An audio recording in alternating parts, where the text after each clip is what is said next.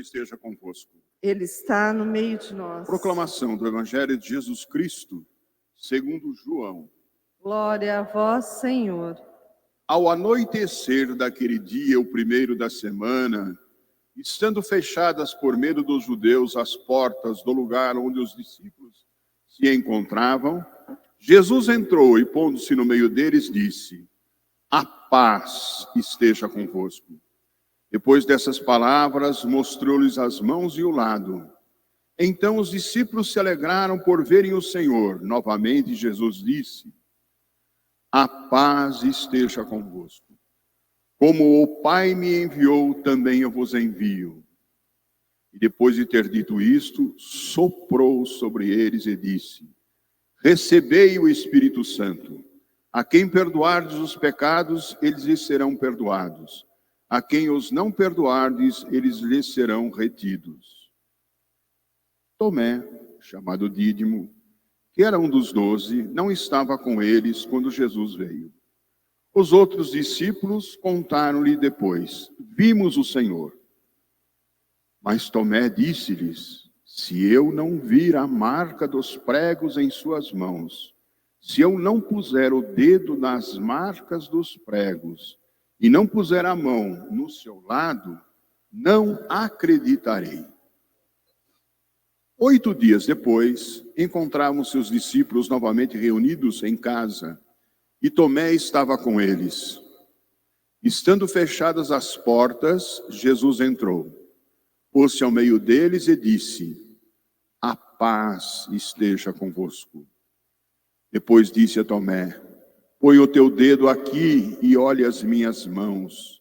Estende a tua mão e coloca no meu lado, e não seja incrédulo, mas fiel. Tomé respondeu: meu Senhor e meu Deus. E Jesus lhe disse: acreditaste porque me viste. Bem-aventurados os que creram sem terem visto. Jesus realizou muitos outros sinais diante dos discípulos que não estão escritos nesse livro. Mas esses foram escritos para que acrediteis que Jesus é o Cristo, o Filho de Deus, e para que, crendo, tenhais a vida em seu nome. Palavra da salvação. Glória a vós, Senhor.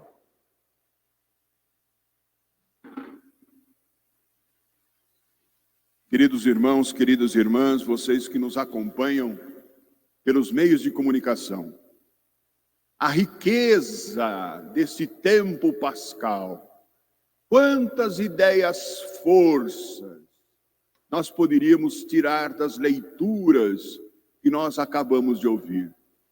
É um tempo maravilhoso para aproveitarmos e interiorizarmos a nossa vida espiritual, a nossa vida humana.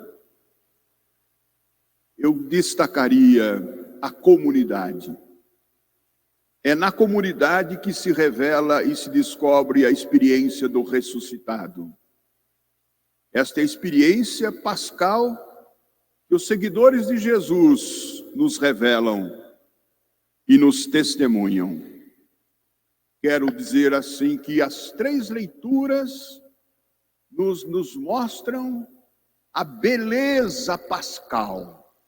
A primeira leitura, a leitura do Apocalipse ou Evangelho. O tema central, a alegria de todos nós, de vivermos a nossa fé. E porque estamos aqui reunidos aos domingos, dia do Senhor. Cristo ressuscitou. Este é o dia que Ele fez para nós. Alegremo-nos e exultemos sempre em Jesus Cristo. Esse tempo reforça para todos nós a nossa vida espiritual. Nós saímos daqui revitalizados com a Páscoa de Jesus, com esse tempo pascal, que não é o domingo de Páscoa, mas são 50 dias pascais para nos mostrar a beleza, a grandeza desse conteúdo. Cristo está vivo no meio de nós. Durante esta semana da 8ª da Páscoa, nós meditamos a ação dos apóstolos, o ato dos apóstolos. E como vamos meditar durante esses 50 dias, os apóstolos anunciaram com alegria e sem medo o Cristo crucificado e ressuscitado. As aparições de Jesus como testemunha de que ele realmente está vivo. Hoje, na liturgia, no Evangelho, nós vimos Jesus aparece no centro da comunidade apostólica, no centro da comunidade de seus amigos e amigas.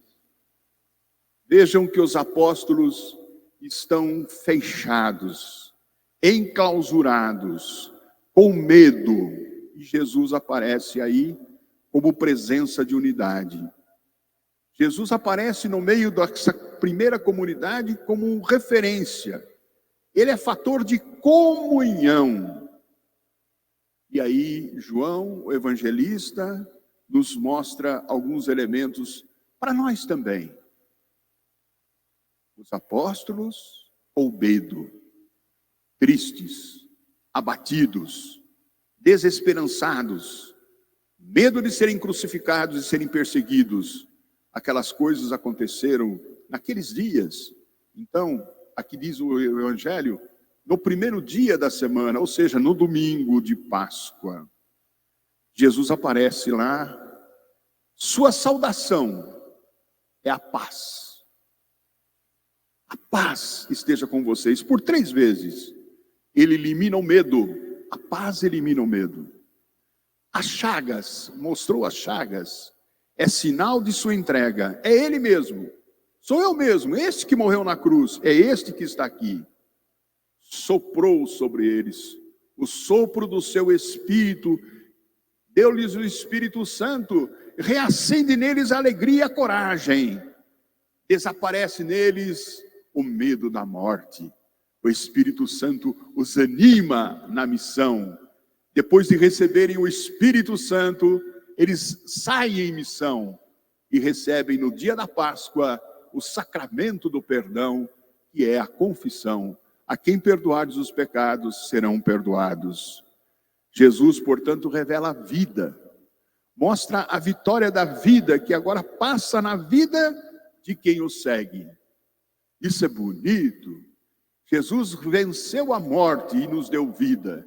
E é esta vida que ele semeia no coração daqueles que acreditam. Por isso que quando nós temos diante de nós, claro que humanamente é difícil a morte, nós podemos dizer, nós não nascemos para morrer, nós morremos para viver. As chagas indicam a permanência do amor. As chagas não desapareceram do Cristo ressuscitado. É para sempre nós lembrarmos, veja como eu amei vocês. Amei vocês até o fim. Eu primeiro fui que amei vocês. Espero que vocês me amem também. Esse é o testemunho das chagas. E aí, então, a comunidade ali reunida se alegra. A comunidade ali reunida é a garantia da fidelidade a Jesus e a seu Espírito. É a comunidade agora missionária que vai anunciar com alegria a boa nova do reino. Terceiro ponto, o evangelista João divide esta aparição do primeiro dia em 2 dias, vocês viram. Num primeiro momento, os apóstolos estavam reunidos no dia da Páscoa, no domingo de Páscoa, e Tomé não estava presente. Aí diz, 8 dias depois, ou seja, neste domingo que nós estamos celebrando, depois de uma semana, Tomé estava com eles. É a segunda aparição, a experiência pascal com Tomé. E aí, então, também elementos bonitos para todos nós. Tomé nos dá um testemunho bonito. Eu convido vocês a seguirem essa meditação. Tomé é convidado a tocar nas feridas de Jesus para fazer memória de sua paixão, para descobrir sua presença pascal e encontrá-lo nos feridos da história. Sim, nós continuamos na nossa vida o que faltou à paixão de Cristo, diz o apóstolo. Tocar, esta palavra é forte hoje, o toque. Como é bom a gente tocar nas pessoas, né? A pandemia nos afastou, não foi assim? A gente depois, quando a gente conseguiu agora se reencontrar, a vontade é abraçar, né? Tocar. Esse é o toque. Tocar em Jesus significa tocar e curar as feridas da humanidade que sofre. As marcas da entrega mostram Jesus vencedor da morte. Mas é bonito isto. Jesus não abandona a fragilidade da existência humana. Ele deixa as marcas do humano nele.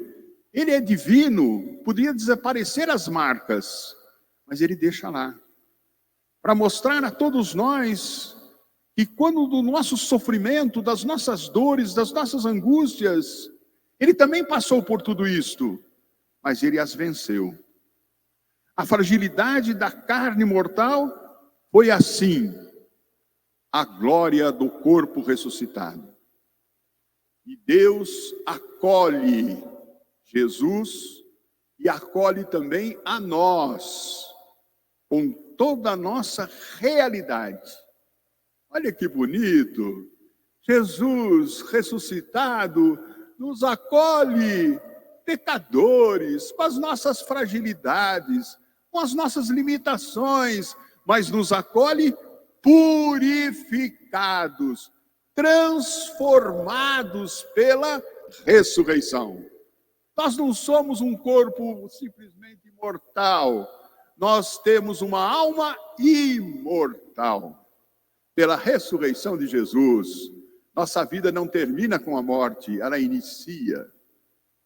Ao contemplar as chagas de Jesus ressuscitado, somos movidos a olhar e acolher também as nossas chagas. Quem não as tem? Os nossos medos, os nossos traumas, os nossos fracassos, as nossas feridas e tudo aquilo que nós trazemos de dor. E a dor de toda a humanidade. Quem daqui não sofre com a guerra da Ucrânia? Quem que não sofreu com a pandemia, com milhares de mortes? São as chagas do Senhor na história. Estas nossas chagas, nós a carregamos como Cristo ressuscitado carregou. Mas cristificados, ressuscitados, sem choro, sem desânimo, com esperança, com fé, com amor. Um outro item que a liturgia nos apresenta é a dúvida de Tomé. Seus amigos afirmam: vimos o Senhor. Seus amigos não estão mentindo. Tomé, se não vir, não crerei. Se eu não vir, eu não vou crer. Ele não discutiu com os amigos. Ele queria ter o quê? Uma experiência dele, pessoal. Ele diz que precisa viver a sua própria experiência para aderir à fé. E Jesus não o repreendeu por isso. Tomé expressa sua dúvida ao grupo. Ele diz que precisa disso. Não estou duvidando de vocês, mas eu estou duvidando da minha fé. Eu quero viver a minha fé. Ele realmente ressuscitou para mim. Eu tenho que viver isto em mim. Não é vocês que vão dizer. A experiência de vocês não realiza a minha experiência. Eu preciso ter a minha experiência. É isso que o texto quer dizer. Assim deveria ser nossas comunidades. Ser um espaço a percorrer até chegar ao Cristo ressuscitado. Percebem? A fé no ressuscitado é um processo. Cada um de nós, a nossa comunidade, não pode dizer assim, eu tenho fé. Não, eu estou num processo de ter fé. A fé também é crescimento. A fé também traz dúvidas. Jesus não repreendeu Tomé pela dúvida. Jesus entendeu o momento de Tomé, que ele precisava desta experiência. E quantos de nós precisamos também desta experiência? Quantas vezes a gente ouve assim, padre, parece que eu estou perdendo a fé. Que bom! A sua fé está tão pequenininha que agora você está entrando em crise. Crise de fé é bom, porque significa que você vai superar esse momento que você está vivendo. Assim também é o amor. Eu amo você. Bela palavra do marido para a esposa, da esposa para o marido. Eu amo você. Não, nós estamos nos amando. Cada dia o amor cresce. Cada beijo que você dá é diferenciado do beijo anterior, porque ele é cheio de vida, de história de vida, não é? Assim também a fé, assim também a esperança, assim serão todos os valores. Eu não tenho pronto, eu conquisto. A fé é um processo de crescimento, onde eu vou mostrando e vou desvelando o meu amor, a minha paixão por Jesus ressuscitado, razão de ser da nossa vida. E isto se faz com dúvida, com crise, nas contradições da nossa vida. Saibam trabalhar isso com maturidade e não com infantilidade. Trabalhem isso com maturidade. Nós, seres humanos da modernidade, mais do que nunca, não é? Desde o século XVI, com o grande pensador Descartes, aprendemos a duvidar. Penso, logo existo. Foi a grande dúvida do século XVI, XVII. E a resposta de Descartes, que nós conhecemos, quem estudou as coordenadas cartesianas lá no colegial faz tempo, né, dizia que a razão explica tudo. A razão dá explicação para as nossas dúvidas. Aqui, nós vamos ver que não. Nós agora caminhamos pela vida cheio de incertezas e de dúvidas. Mas nós não precisamos de provas. Sabe por quê? Se vocês olharem a teologia, a filosofia, século XIII, por exemplo, São Tomás de Aquino provou racionalmente, por 5 vias da razão, que Deus existe. Descartes provou nas meditações, pela razão, pela certeza científica, que Deus existe. E a dúvida perdura.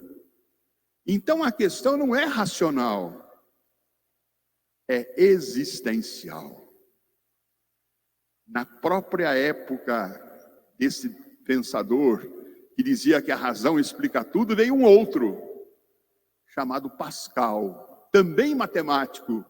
Ele vai dizer, na vida há razões e a razão não explica. No coração há lógicas. Entendem, gente? No coração há lógicas. E a lógica da razão não explica. Quantas vezes você vai dizer, você ama essa mulher, ama esse homem? Por que você ama? Padre, eu não sei, mas eu amo. Eu não tenho palavras. As palavras são pobres, são insuficientes, mas o meu amor transcende a razão. As palavras são pobres para traduzir o meu amor. É isto que o texto hoje quer dizer. Não sei se eu estou me fazendo entender. Por isso que eu não preciso de provas. Há necessidade de realizar a experiência, o contato pessoal com Cristo na consciência. Aqui está a experiência de Tomé para nós hoje, tá? Não é uma apreensão racional. A apreensão racional passa, você esquece. A memória do coração você guarda. Esta experiência que você tem, não é assim na nossa vida também? As coisas que a gente viveu do coração, até na fase de criança, você lembra, não lembra? Você faz memória, não faz memória? Que bonito, é isto que o diálogo de Jesus com Tomé. Jesus convida Tomé a aprofundar as suas dúvidas. Jesus não fala para Tomé, esquece, você errou, não. Ele propõe a Tomé a aprofundar as suas dúvidas e ter confiança, acreditar. Qual é a expressão que ele usa? Vejam bem, analise essa expressão. Não sejas incrédulo. Incrédulo significa o quê? Acreditar na razão. Incrédulo. Mas o quê? Crente. Não seja incrédulo, mas seja crente. Ou seja, tenha fé. E a fé nasce da onde? Do coração. Da existência. Da experiência. Assim é a nossa vida também no dia a dia. Nosso amor para com o nosso filho, nossa filha, nosso esposo, nossa esposa, não é um amor intelectualizado, é um amor encarnado. Entende? É isso que o diálogo de Tomé está dizendo hoje com Jesus. Não seja incrédulo, não tente ficar... A vida é cheia de mistério. A vida é cheia de mistério. Quando a gente vai, por exemplo, encomendar um irmão nosso no velório, a primeira coisa que às vezes a viúva diz, ou o viúvo: por que aconteceu isso, padre? Ele era tão bom. A vida é um mistério, não tem explicação. Chegou o momento dele fazer a Páscoa. Entende? Não seja incrédulo. Tenha fé, acredite. Tomé não precisa de provas. Só sabe que Jesus o ama e o convida a confiar. Ele não precisa de provas. O que ele disse como resposta: não seja incrédulo, mas tenha fé. Olha que bonito. Meu Senhor e meu Deus. Pronto. É isto que temos que dizer. Ao ressuscitado, o Senhor é o centro da comunidade. O Senhor é o centro da nossa vida. O Senhor é o centro da nossa família. O Senhor é o centro e Senhor da história. Vamos assim descobrir que muitas de nossas dúvidas vividas de maneira sadia, sem perder o contato com Jesus e a comunidade, nos resgata de uma fé superficial e nos estimula a crer em amor e confiar em Jesus, que revela esse grande mistério de Deus, a Páscoa, que fundamenta a nossa fé. Amém.